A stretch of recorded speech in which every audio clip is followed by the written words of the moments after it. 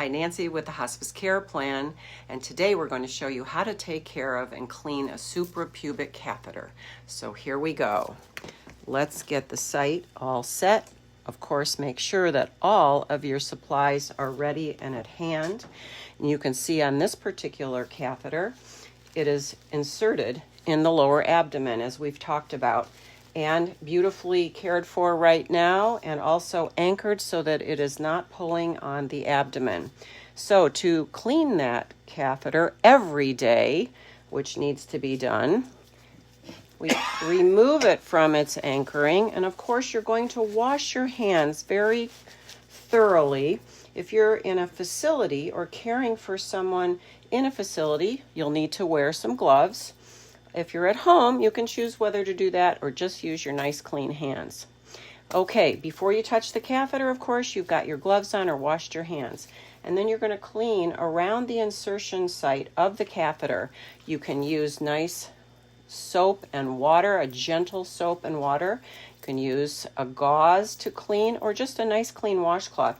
I'm going to use a very simple wound cleanser that's very gentle. Just spraying it around the insertion, and if there's any leakage, of course, you're going to clean carefully around it. Once you feel that it's nice and clean and you've gotten all the way around, you're going to pat it dry. And in this case, because we have them available, we're going to use a split dressing.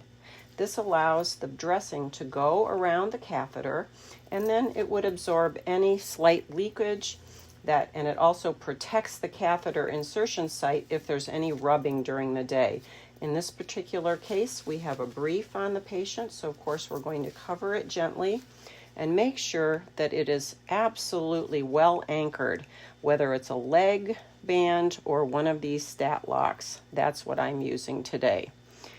Do not disconnect this closure between the bag and the catheter.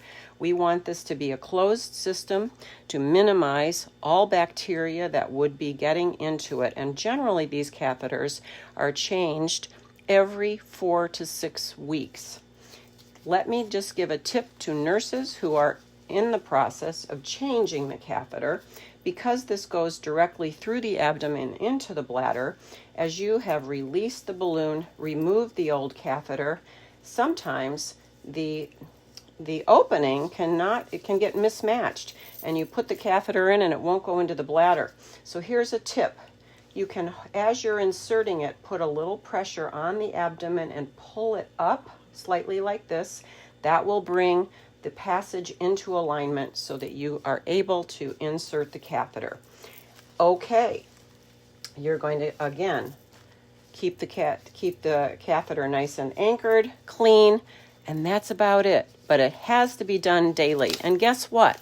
If you see that there is any purulent drainage or there's no urine in the bag, these are complications, and you want to find out what's going on. So if you're in the home, call your nurse, and don't wait till the very end of the day.